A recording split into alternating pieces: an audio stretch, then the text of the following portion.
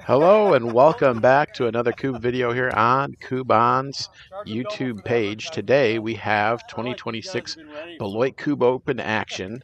This is going to be the semifinal round here from Pulman Field in Beloit, Wisconsin, the former home of the Beloit Snappers. We have had all the morning action and we are ready for playoff action, semifinal action here on the infield. We're going to give you a little snapshot of the leaderboard. So we had Shadow Pack was the number 1 seed. Kubb Snappers here on this pitch were number 2. Kubb City United number 3. Chippewaffles 4. Natural Ones 5. And Junk Wax All Stars were 6 of the remaining players here. So this is the number 2 seed versus the 6 seed. The other semifinals were actually Kubb Reapers. They were the 8 seed. They defeated Shadow Pack. And they are playing the number 4 seed Chippewaffles just in the background here. So the morning rounds were all out in the outfield grass, and then we moved to the infield here for the semifinals. The Kubb Reapers, defending national champions, took out Shadow Pack, myself, and Matt Green in the second round of the playoffs, and are competing on the other side there.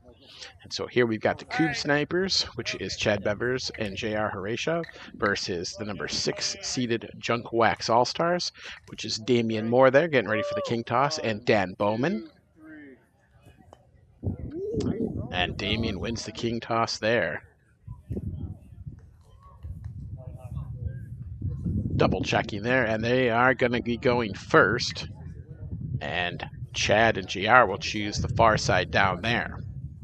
Joked with Demian at the start of the day. Demian and Steve Dolan, his normal playing partner, played with Chad Studi. So that I said, what happened there? You guys break up after the U.S. National Championship. But just playing with different partners here at this tournament. Both played very well. Demian here in the semifinals with Dan from UKUB team. Chad just misses with his baton, but Chad picks that one up, so they start 1 for 2 here in the semifinals. Dan Bowman's going to be the driller for the Junk Wax All Stars. Puts that one out there towards the middle. JR will run up and put it up here. Very unique playing style by Dan. He's got a flat drill, wears a glove. That's a nice runner all the way with the baton all the way back. Does not get a field-to-base double. You saw that from a few players who wear gloves. Dan is one of them now. Demian gets the first one here. Just misses on the second one, and Dan will still have a baton here. Gordon Kaufman was kind of that will not count as a baton toss. Drop that one into the line there, but the Kubb Snappers let him keep it. I was saying Gordon Kaufman's first one that I know that kind of popularized wearing a glove. I know JR's father, Joe, for a long time would wear a glove as well. Dan wearing one here. The 6-seeded Junk Wax All-Stars get 1 on their 4-baton return, so 2 in play. This is, you'll notice there's no stakes, 100% in, painted lines. So Demian tried to go up with the 1, but it was on the line, so it would be out. So he had to come back, leaving a nice double there for JR. JR's the driller from Indian River, Michigan.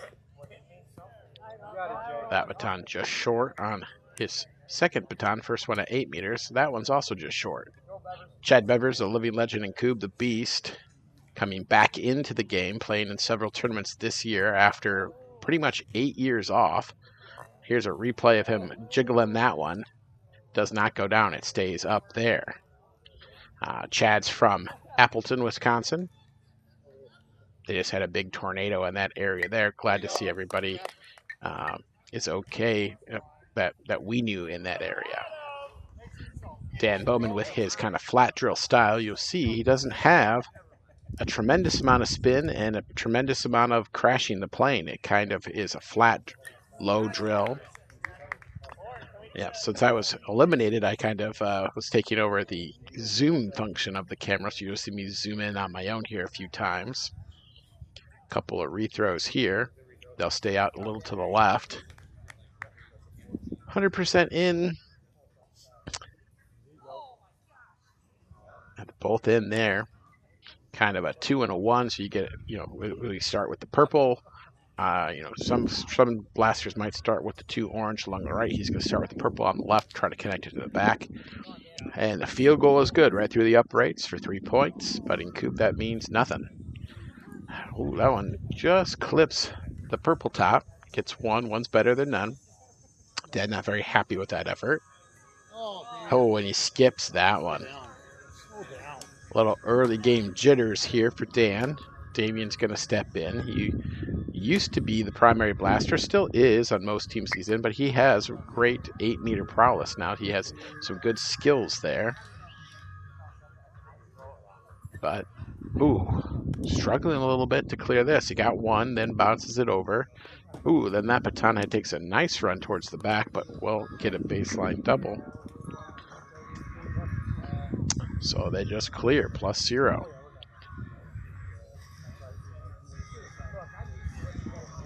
One rethrow here. JR is going to have a nice little group there, potentially in the corner. Oh, that one's kind of more horizontal. That's going to sit up. So we've got 1 sitting in the basket, 1 off to the side, and 1 behind. JR is the premium blaster of Michigan. No one better than him, clearing Kubbs and piles than JR.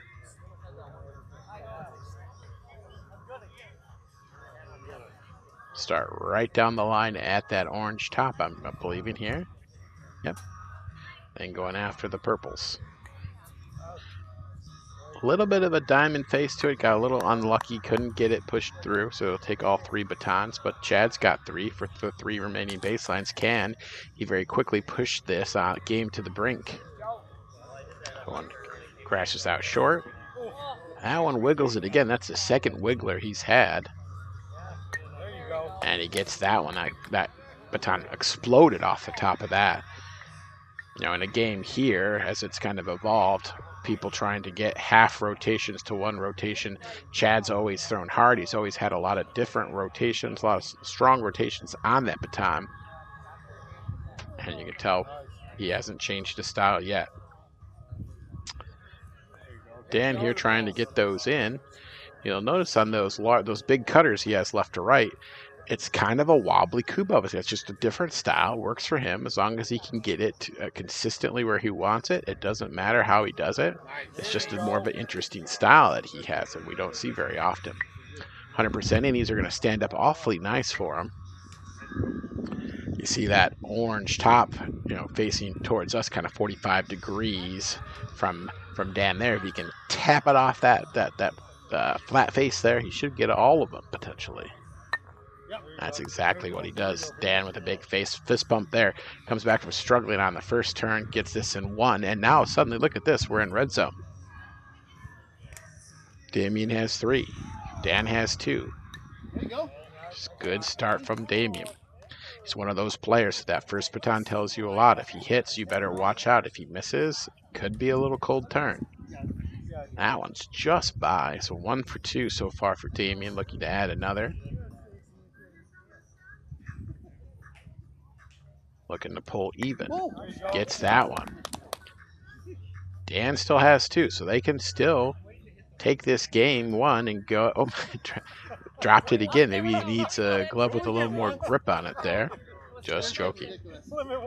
He can go 2 for 2. He can go baseline clear here. Let's see what he can do. Couple of big batons for Dan in the 8-meter game. Just sneaks by. Great rotation, just a little to the left.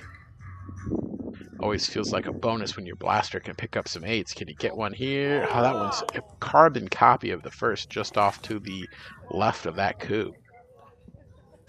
So 6 in play for JR. A little harder to kind of tell in that basket area with this far away and no stakes, but those are looking pretty good. That one will be out a little bit. That one will be a little deep, but he's got 1 rethrow.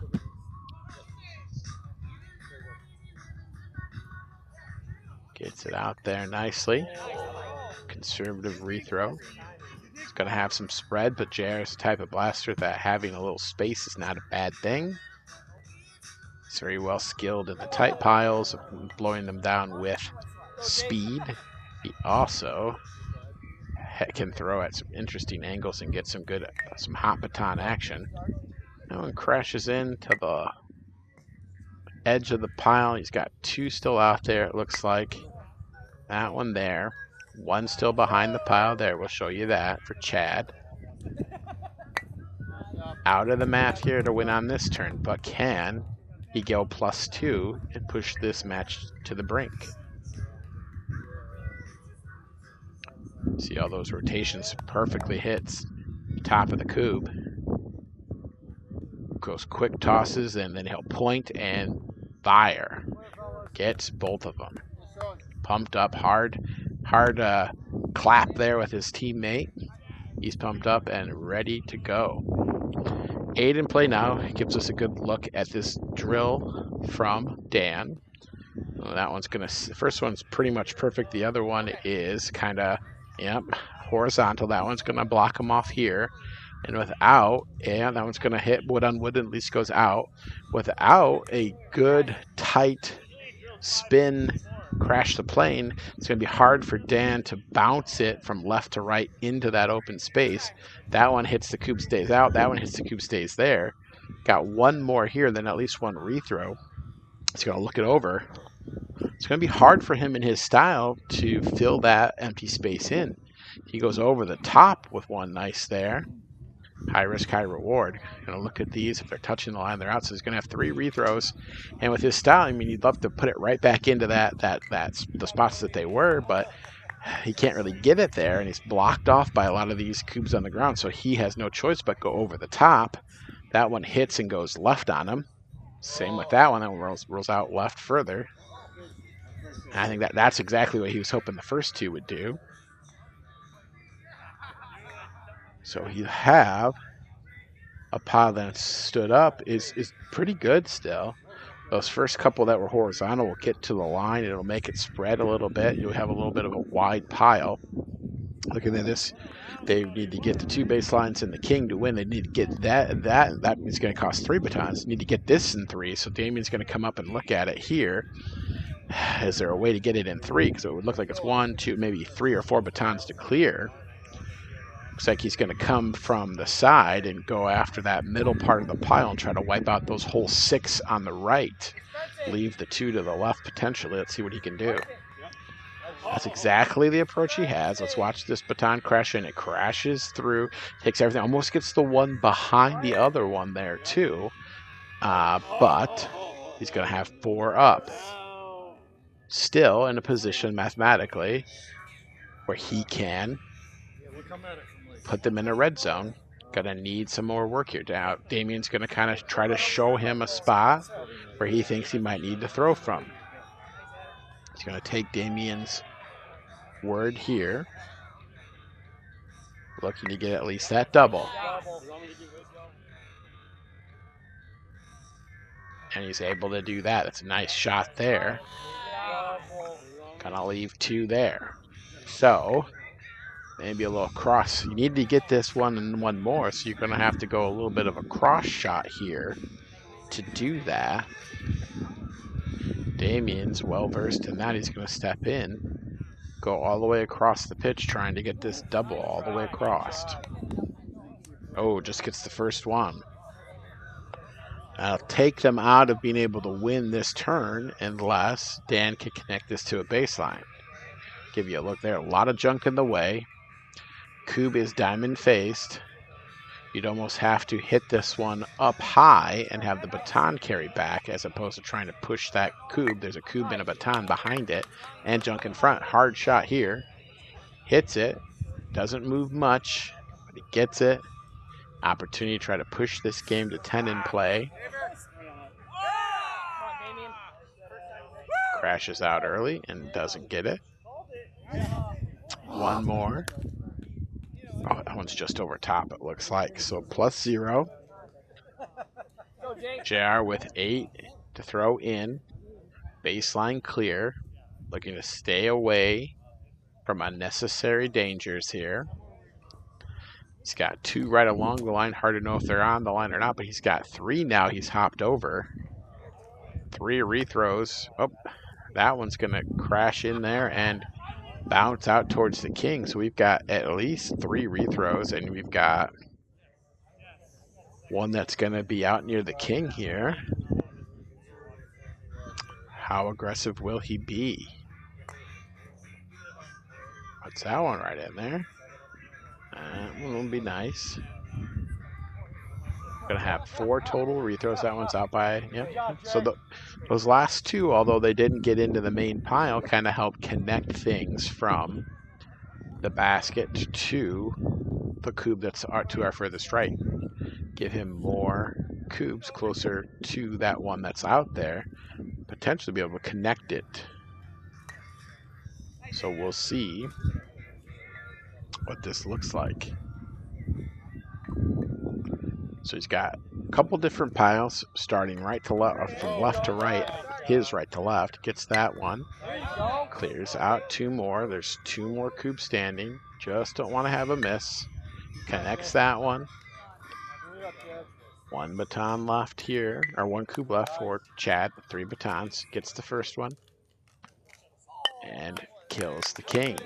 So, Kubb Snipers win game 1, and their first opportunity to win baseline clear. They don't mess around. Take care of business. Get that done. Now the 6th seed Junks Wax All-Star is going to be starting this match, feeling the pressure here to try to win this to get it to a 3rd game. Demian with the first baton just sneaks by. And Dan Bauman here, trying to add one himself.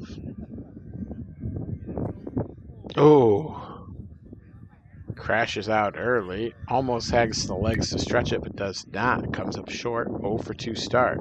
JR just by. You'll see his pendulum arm there. He has a slow downward swing and then picks it up fast as soon as he gets to about 5 or 6 o'clock. Gets that first one. Chad tossing that baton like a madman. Here comes the shot. Point and fires. Crashes early. Baton 2 here. Misses as well. So, bit of an opportunity missed.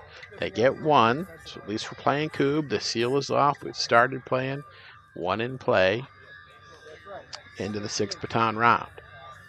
Big opportunity for Dan and Demian here. Take control of this match in game 2. Dan has the 1 out there. Knocks it down easily. 5 batons remaining. They need some damage here. How many can they add and put pressure on the number 2 seed Kubb Snipers? That one's a miss. I think he smoked somebody's water bottle. He's making a comment about how he hit that. Just missed to the other side. So missed one side, then missed the other side. He's not happy about that. Demian still with 3 batons. 1 for 1.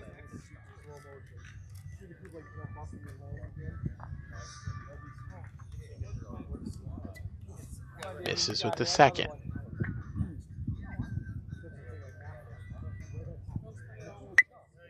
Gets a third, and somebody once said 2 out of 3 ain't bad.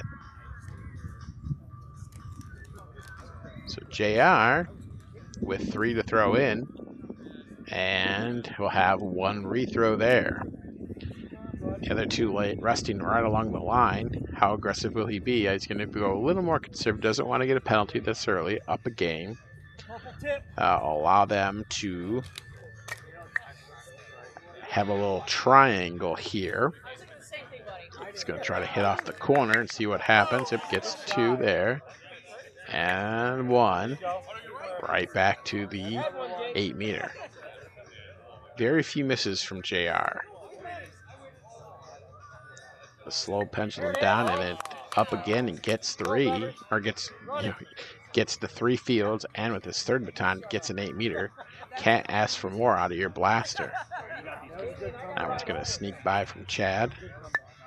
That one's on target.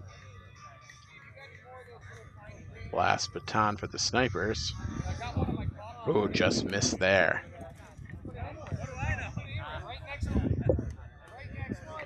So, danger time for the Junk Wax All-Stars here.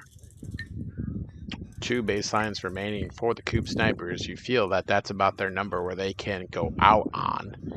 A good group from JR and 3 batons in Chad's hands, and there's a pretty good chance, you feel fairly decent, that the Snipers can close that out. So certainly cannot have another +0 round here. We need to add some. Demian got 2 out of 3 last time.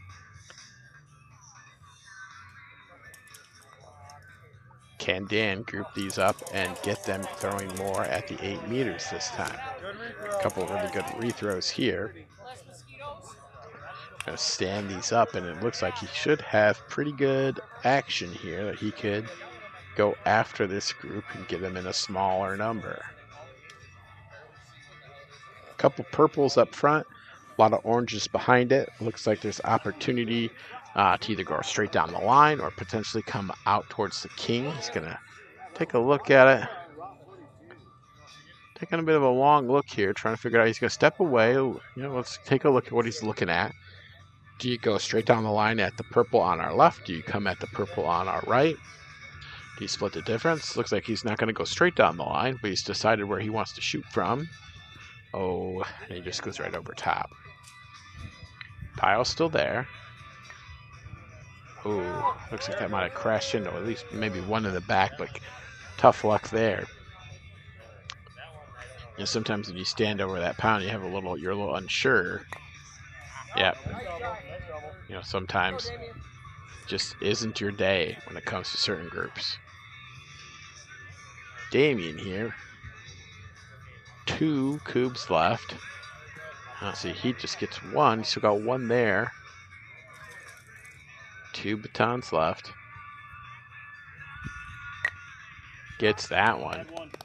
And has a baton left for an 8 meter. 3 8 meters still left to go. Crucial he can add 1 here. Just sneaks by. He's so close with those 8 meters. Just missing on those. So if you're the Snipers, you're feeling pretty good about your opportunity here to try to close this one out. Need a good pile, though. First one's going to bounce away. Second one's right where he wants it. Third one's joining the mix. That one's going to be right in there where he wants it. That one's a little deep for his 4th, but that's okay. Got 1 rethrow. Things are looking good in the front of that pile. Can he put it right in there? Yeah, he's okay with it. He'd like to have got it tucked up behind the other one, but you can crash into the front face of that front one there.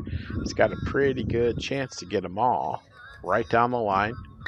Straight shot right into that front face. Good opportunity potentially get these all in one. Ooh, a little tough luck. He's going to leave 2 right down the line. Oh, he hits the down Kubb. Can he get both of them here? No, it just gets to 1. So that'll take them out of winning here.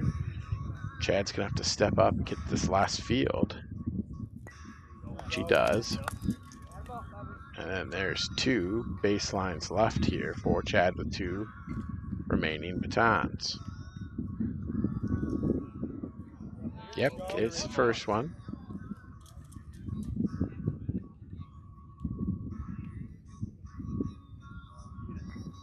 And gets the second big fist bump there.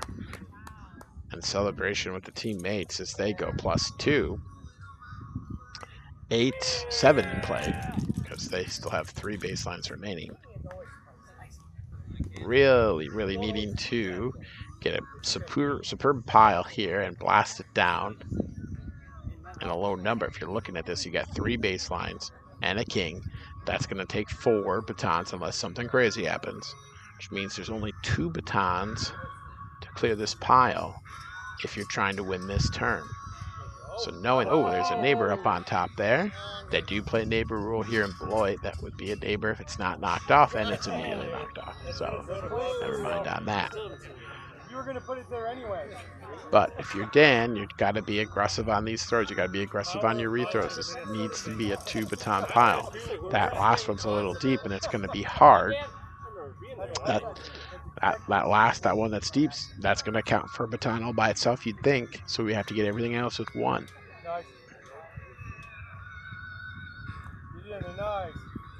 And now the question is, can you get this in 2 batons?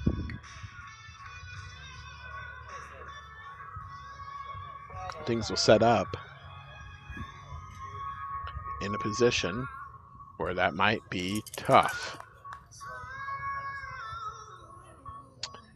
You're going to need some collateral damage, but it is possible. Demian, well, looks like maybe Demian is going to step in and take a hard blast at this. Needs to come in either super hard or super high to try to get a bunch of ricochet. Let's see what happens here with Dam. Does a good job take out the entire left side, our left side of the piles. We're looking at it. He's got to try to get everything else here at this one. Oh, and he leaves. That's a great blast.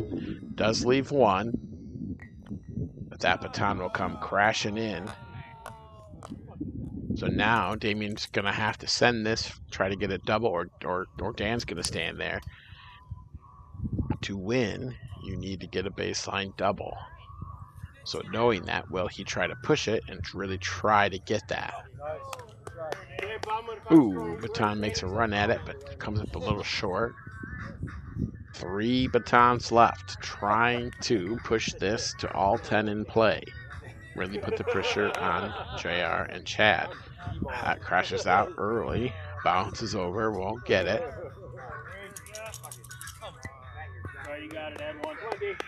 That one's just over the top, so one short, one over the top. Can he get this one just right? He does. Adds one. Make it 8 in play. Snipers are baseline clear. Snipers are up a game. So once again, just like in game 1, can JR avoid the mistake here? One right along the line, one in the middle, one to the left. Not as great of a start as he'd like, but can he improve upon this? Landed it just off to the left of that one. I think he's trying to clip it and improve it a little bit. That one will bounce in there. That one will be put right there. And so far, you can see the advantage of having that tight mover from left to right. He can put it out into space like that and have it move over. He's a little concerned out of his hand that might have too much juice and go over top of everything. So, 8 in play. 100% in rules on the Kubb raising is going to mean he's going to have a pretty juicy pile of peaches here. Be a little separate. It looks like there might be a group off to the left there and then a separate group to the right. Traditionally, you might come right down the line or start out. He's going to start out on those orange ones, try to crash into that sidewall. Wow, and he gets it below. He blows the whole thing up. Let's watch this again. Leaves a couple, but comes right in, destroys that whole left side, pushes everything to the right, and only leaves one. That's an amazing shot by JR there. And then coming back here to clear it out, and gets the king. Doesn't need Chad, gonna do it himself, and the Kubb Snipers win the match 2-0.